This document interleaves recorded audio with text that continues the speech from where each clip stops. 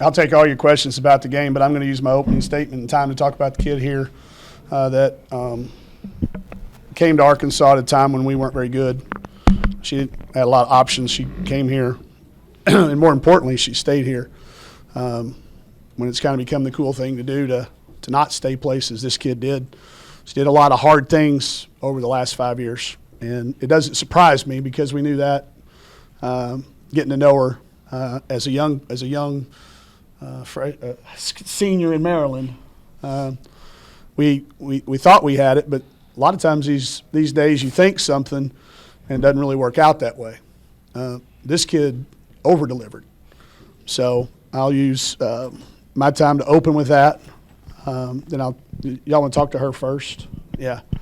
I'll open with that. I'll take all your questions about the game. Tulsa deserves a lot of talk and a lot of credit, and I'll give that to them. But I'll take questions from Mac so she can get back with her team. Okay, questions for Mac, do you think?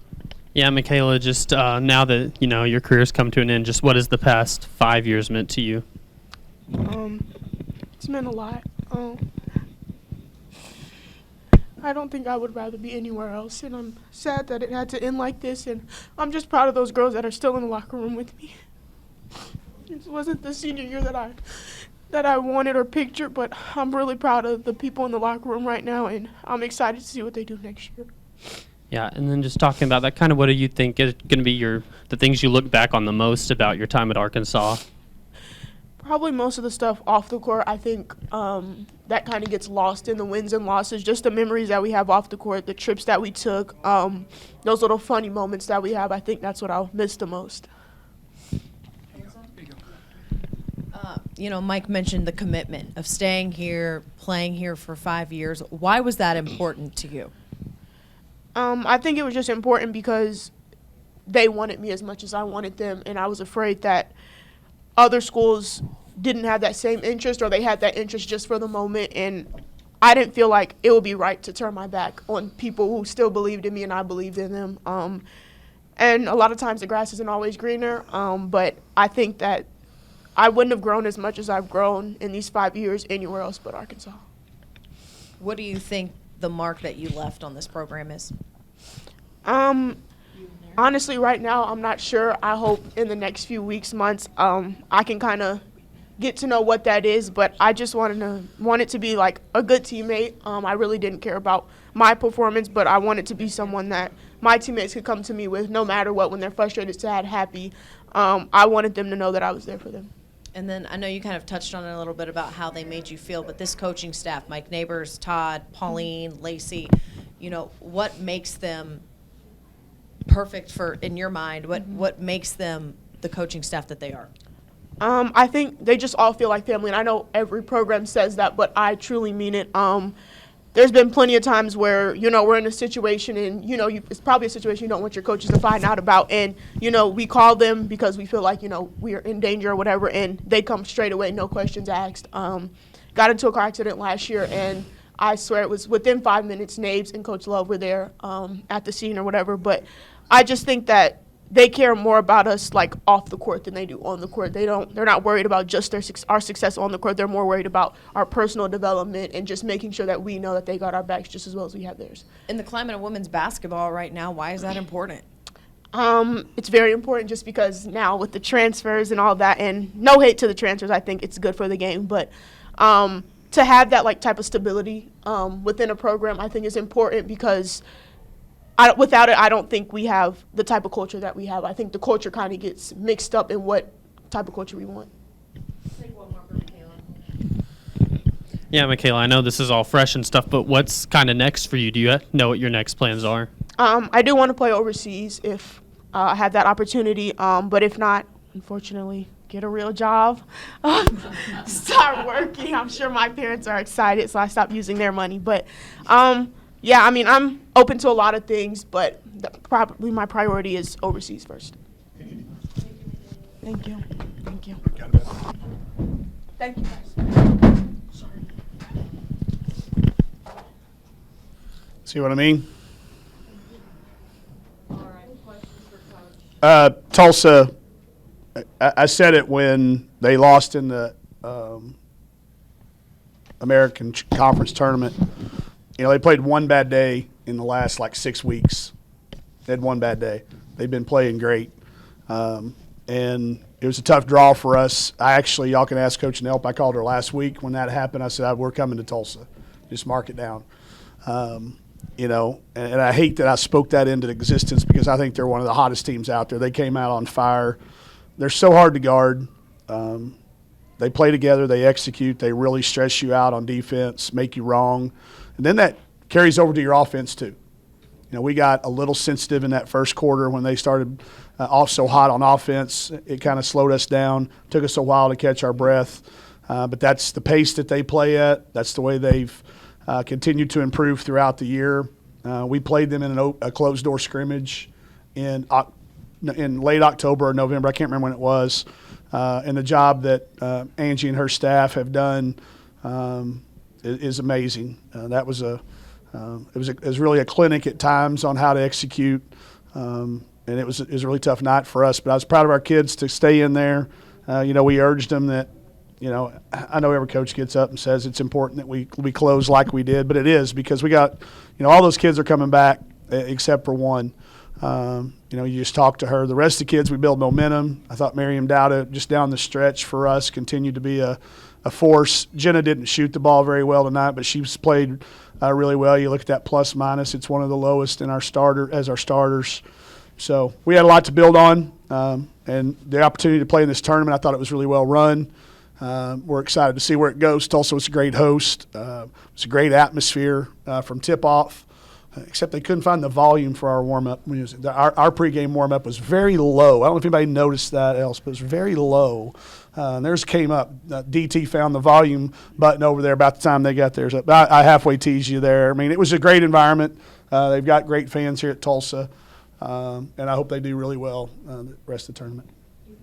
Yeah, just for you and the staff, what did the next few weeks, I guess, kind of look like? We'll give the kids time off. We're going to hit the ground running. We've already been working in the portal. We did not utilize the portal in the past because we had a really deep team. We don't obviously have a deep team now, so we did some work on that on Monday and Tuesday. We'll keep working on that throughout the next week. Our kids didn't get a spring break, which is always a good thing. That means you've played into a tournament if you don't get a spring break as a basketball player. So we'll let them go. We'll hold up as coaches. We'll be working the phones a lot, making sure this transfer portal is going to come in waves. There's that initial wave that everybody hit on Monday, and it was funny. I got some calls that were crazy about, checking in on things. So there was that first wave that hit Monday. I think you'll have another wave next week when some teams are knocked out of the NCAA tournament, as well as some coaching changes are happening. So, we're going to really be selective in what we do. And how we do it, but we'll be working on that. And then we need to recover too. It's basketball is a 2-semester sport. You're playing all the way through it from the time you start in practice. So our staff had to work incredibly hard this year to keep this group together and competitive. So we'll need some time off as well. But we'll spend it working in the transfer portal and making plans for next year. Yeah, you mentioned you played them in a closed-door scrimmage to start before the season started.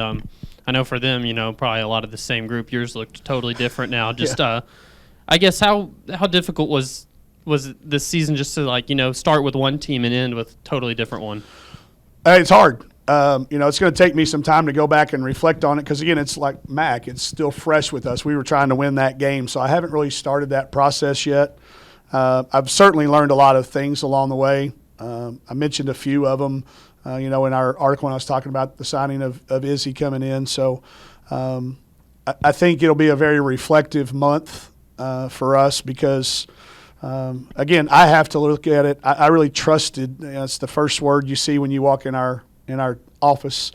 And I trusted a lot of things that have just changed, and I've got to be ready to adapt and make sure that we're staying up with what everybody's happening, not only in the SEC but across the landscape of college basketball. But, you talk to Mac, and then you sit right beside her and you hear what she just said.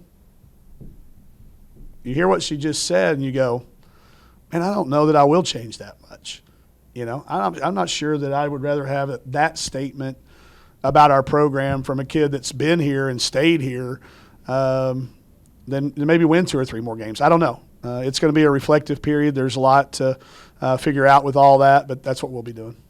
Yeah, and you mentioned, there's been a lot of lessons and everything across the span of the season. I guess what do you kind of take as the main ones that you kind of look forward to in the offseason? Well, the one thing is that trust thing. When I talk to a kid, I've got to really trust them. And like I'll use Izzy Higginbottom as an example. When I called her, I told her I led off with I'd made a mistake coming out of high school, and she responded back in a way that was I'll let her tell y'all whenever that time comes. But I learned a lot through that. I'm going to look for kids that want to be with us, that maybe aren't as looking at NILs or things that are individual. I'm going to want kids that want to be at Arkansas. So I think I've learned the value in collecting talent. Sometimes the best talent, if you can't fit them together in a puzzle piece. We had a lot of really, really talented kids that never really fit together as a puzzle. So I'll spend some time doing that, making sure each kid fits with what we're doing and the kids we have around. I've got a question about the game, but because we're on this topic, what do you think this team needs in the rosters to fill some spots? Yeah, we need some depth, and we need some shot makers. I had some shooters, but we need some makers. We did not shoot the ball this year like we're capable of. It doesn't matter what you do in practice. Our practice numbers look good, but it never really translated. So we got to find some kids that are willing to work at it and be makers. We got to build around Miriam. I think she continued to show that she can be a dominant force a lot of ways. So we got to put pieces that fit with her. But we got to have some makers out there on the wing for Sam to dish it to. I mean, Sam couldn't get a driving lane because they weren't coming off shooters because they weren't really worried about how many threes we were going to make. Normally we take 28 threes. We're making 10 or 12 in the past. I think we've got to do that. We've got to get some depth. We can't win with 8 players. You can't make it through a season with that. So we had depth, when we went to Italy, or not Italy, but Croatia and Greece. So, but that was probably more of a result of, again, starting out with the wrong pieces. So we'll make sure we get the right pieces. Now looking at this game, what do you think it was with Tulsa to get that hot start offensively and then kind of keep you guys off of the offensive board? And was it the physicality that they were playing with early on? I honestly think it had a lot to do with their crowd. I think that crowd really fed them. I mean, I was pumped up with that floor show and the blue lights. And, I was watching it. I think the crowd got them pumped up. But they've played this way, Alyssa. They've been playing great. If you watch that film, it's like, whoa, boy, what are we going to try to take away? I mean, we were trying everything. So I don't know. I'd be interested to hear Angie's. I think they just played like they have been playing. It felt like it was a hot start because, again, we would let their offense, them making a three, affect us on our own offensive end. So I think it was those two compounding things. I know our kids were very anxious to play well. And when they didn't initially start out playing well, it took us a while to kind of regroup. So I credit their crowd initially and then their staff and their team for what they've been doing all year long. And just, she may come in and tell you she didn't think they played good. And she wouldn't be wrong. I think they missed some shots they normally make. It just it looked very, very impressive. One more question. Nobody ever has one after she says one more. Have y'all ever noticed that? Never. There's it's like that's her way of saying he's ready to go. I'm really not ready to go, but it's time for y'all to talk to Angie and her staff. So